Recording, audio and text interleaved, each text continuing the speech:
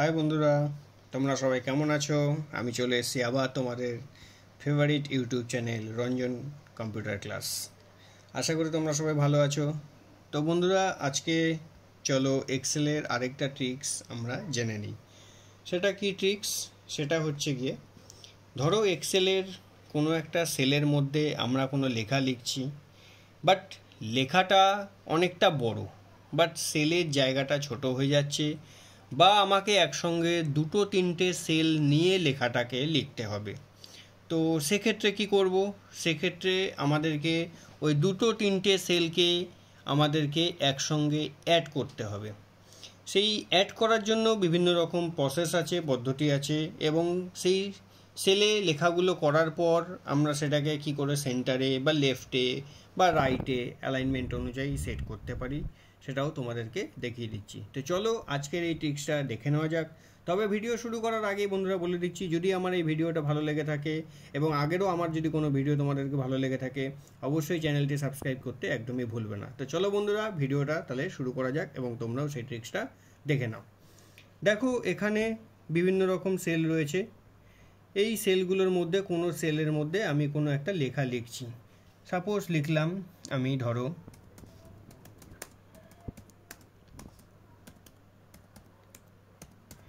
দেখো আমি লিখলাম ইন্ডিয়ান অয়েল পেট্রোলিয়াম, বাট এই লেখাটা দেখো এই সেলটা থেকে বেরিয়ে গিয়ে এতগুলো সেলের মধ্যে চলে এসেছে, দুটো সেলের মধ্যে। বা ধরো আমি এখানে লিখলাম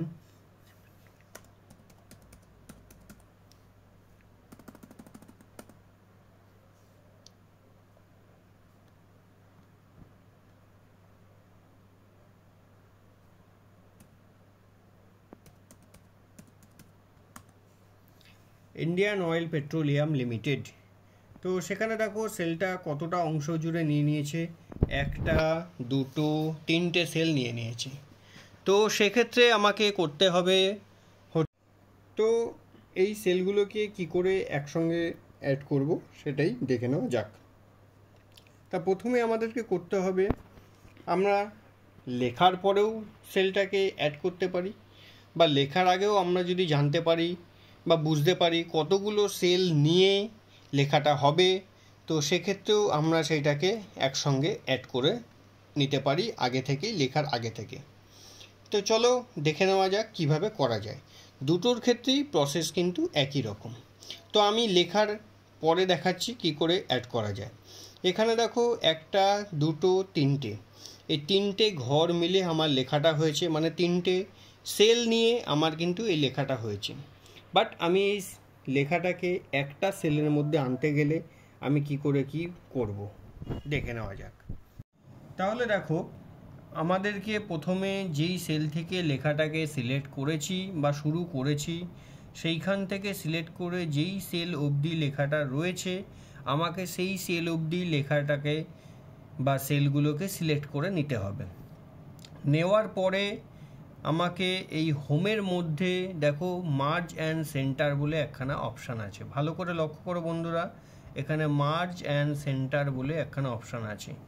এই মার্জ অ্যান্ড সেন্টার এই অপশানটার মধ্যে যখনই আমি ক্লিক করব, দেখো এই সেলটা কিন্তু একখানা টোটাল সেলে কনভার্ট হয়ে গেল। এই লেখাটা কিন্তু টোটাল একখানা সেলে কনভার্ট হয়ে গেল।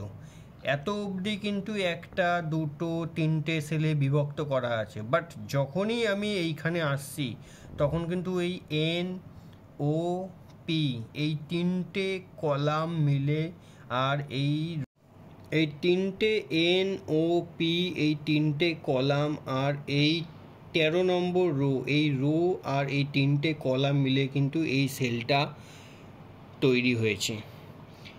এই সেলটাকেই আমরা বলা হয়ে থাকে বা আমরা বলে থাকি মার্জ সেল।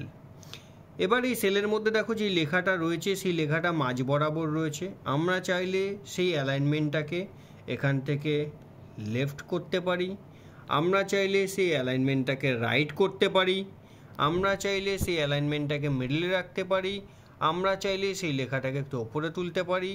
নর্মালি সাধারণত অফিসে বা বিভিন্ন সংক্রান্ত কাজের ক্ষেত্রে বেশিরভাগ মিডিল অ্যালাইনমেন্ট বা লেফট অ্যালাইনমেন্ট হয়। তো এইটা গেল বন্ধুরা মার্জ সেল।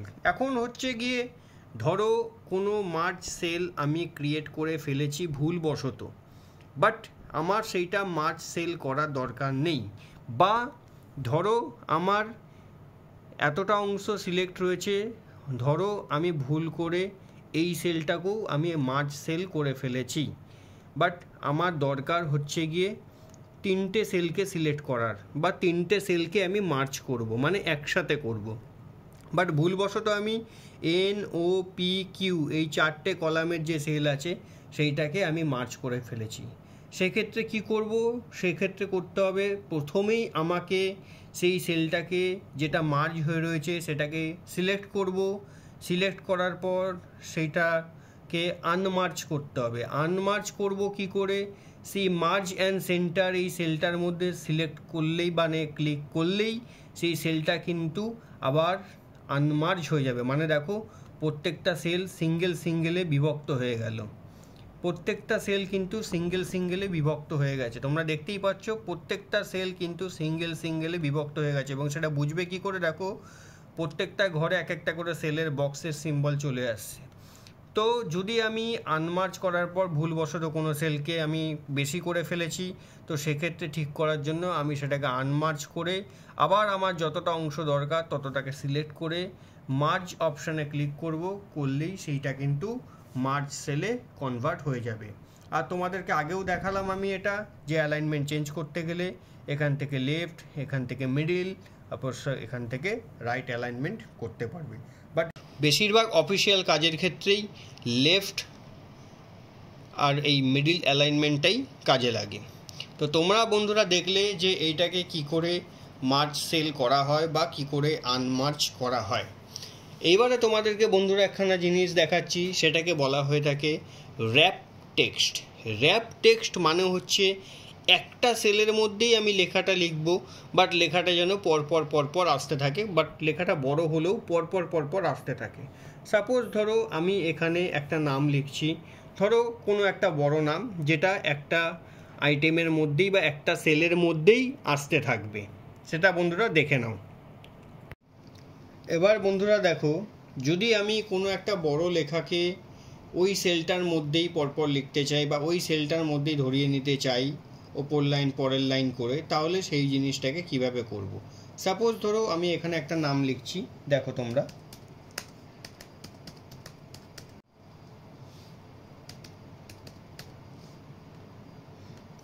দেখো এই লেখাটাও কিন্তু অনেকটা দূর অবধি লেখাটা গেছে এবং অনেকটা বড়, বাট লেখাটা কিন্তু রয়েছে আমার এই সেলটার মধ্যে। দেখো এই সেলে কিন্তু সিলেক্ট করলে আমি কিন্তু বুঝতে পারবো না লেখাটা যে আছে, কারণ কি করে বুঝবে? দেখো এই সেল আইডি কিন্তু ব্ল্যাঙ্ক দেখাচ্ছে, এখানেও ক্লিক করলে দেখবে কিছু না, এই সেল কিন্তু আইডি ব্ল্যাঙ্ক দেখাচ্ছে। যখনই আমি এই সেলটার মধ্যে ক্লিক করব তখন কিন্তু এখানে পুরো লেখাটা তোমরা দেখতে পারবে, কারণ আমার এই সেল আইডিতে মানে N15 এই সেল আইডির মধ্যেই কিন্তু আমার লেখাটা রয়েছে, অন্য কোথাও কিন্তু এই লেখাটা নেই। তার জন্য যখনই আমি এই ফার্স্টের সেলটাকে সিলেক্ট করব তখনই এইখানে দেখাবে পুরো লেখাটা। অন্য কোনো সেল কিন্তু সিলেক্ট করলে পরে আমার এখানে ব্ল্যাঙ্ক দেখাচ্ছে, কারণ ওই সেলগুলোর মধ্যে আমার লেখাটা নেই, শুধুমাত্র এই সেলটার মধ্যেই রয়েছে। বাট এই লেখাটাকে যখনই আমি ওই সেলটার মধ্যেই পরপর আনতে চাইবো, সেক্ষেত্রে তখন আমাকে কি করতে হবে? সেই সেলটাকে আমি সিলেক্ট করব, সিলেক্ট করার পর এখান থেকে দেখো র্যাপ টেক্সট বলে একখানা অপশান আছে, সেই র্যাপ টেক্সট অপশানটার মধ্যে আমি এখানে ক্লিক করব। তোমরা দেখতে পাচ্ছ ভালো করে র্যাপ টেক্সট, মাথায় রাখবে র্যাপ টেক্সট অপশান। এই র্যাপ টেক্সটে আমি ক্লিক করব। এই র্যাপ টেক্সটের মধ্যে আমি ক্লিক করব, ক্লিক করার পরেই দেখো অটোমেটিক্যালি লেখাটা কিন্তু পরপর নিয়ে নিল। এরপর আমি সিমিলারলিভাবে তোমরা হয়তো সবাই জানো যে সেলের কি করে চওড়া বা থিকনেস কি করে বাড়ানো যায়, সেইভাবে এটাকে যদি আমি এই সেলের থিকনেসটাকে বাড়িয়ে নিই তাহলে লেখাটা কিছুটা জায়গা পেল, তার জায়গা অনুযায়ী সে সেটা চওড়া করে নিজের মতন করে আকার নিয়ে সেটিং করে নিল। এবার দেখো লেখাটা কিন্তু বন্ধুরা এই সেলের একদম নিচের দিকে হয়ে রয়েছে, সেটা দেখতে কীরকম একটা অড লাগছে। বাট আমি যদি চাই লেখাটাকে মিডল পজিশনে নিয়ে আসতে বা একটু ওপর পজিশনে নিয়ে যেতে, সেক্ষেত্রে এই র্যাপ টেক্সটের পাশে এই যে অপশানগুলো দেওয়া রয়েছে দেখো, সেইখান থেকে তোমরা এই অ্যালাইনমেন্টগুলোকে চেঞ্জ করতে পারবে। সেখান থেকে দেখো এটা হচ্ছে মিডল অ্যালাইনমেন্ট, মানে লেখাটা দেখো মিডল পোর্শনে উঠে এলো। এখান থেকে তুমি যদি আপার অ্যালাইনমেন্ট করো তাহলে লেখাটা একটু ওপর দিক করে উঠে থাকবে। এটাকে নর্মাল অ্যালাইনমেন্ট করলে একদম নিচের দিকে থাকলো। এক্ষেত্রে তোমরা এই জিনিসটাকে সিমিলারলিভাবে এইভাবে চেঞ্জ করতে পারবে। র্যাপ টেক্সট এটা আদৌ হয়ে আছে কি না তুমি কি করে বুঝবে? কি এই সেলটা মার্জ হয়ে আছে কিনা সেটাও বা তুমি কি করে বুঝবে? তো তোমরা কি করে বুঝবে বন্ধুরা যে এইটা র্যাপ টেক্সট অপশান হয়ে আছে কি মার্জ সেল অপশান হয়ে আছে, সেটা তোমরা কি করে বুঝবে? সেটা বোঝার একটা সহজ উপায় হলো, যখনই তোমরা এই সেলটার মধ্যে ক্লিক করবে বা সিলেক্ট করবে, তখনই তোমরা ওপরের এই অপশান বারগুলোর মধ্যে দেখতে পারবে র্যাপ টেক্সটের অপশানটা দেখো বক্স টাইপের হয়ে হাইলাইট করে দেখাচ্ছে। দেখো ভালো করে, এই র্যাপ টেক্সট বক্সটা কিন্তু হাইলাইট করে দেখাচ্ছে, অন্যান্য কোনো বক্স কিন্তু হাইলাইটেড নেই, বাট শুধুমাত্র র্যাপ টেক্সট এই বক্সটাই কিন্তু হাইলাইট দেখাচ্ছে। তার মানে তোমরা বুঝতে পারবে এটা র্যাপ টেক্সট হয়ে আছে।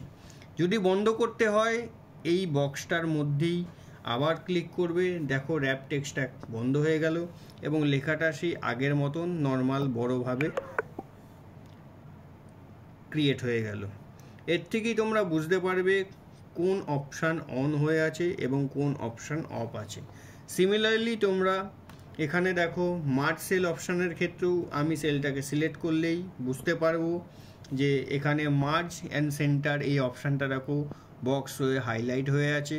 তার মানে আমি বুঝতে পারবো যে এই অপশানটা বা এই সিচুয়েশানটা আমি এইখানে অ্যাপ্লাই করেছি।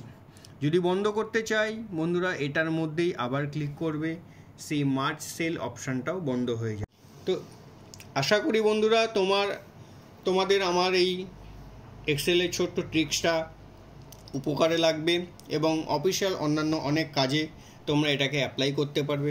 যদি আমার এই এক্সেলের ট্রিক্স এবং এই ছোট্ট ট্রিক্সগুলো ভালো লেগে থাকে আমার চ্যানেলটিকে দয়া করে সাবস্ক্রাইব করে দেবে এবং লাইক দিয়ে ফলো করে আমার পাশে থাকবে। নমস্কার বন্ধুরা, গুড বাই।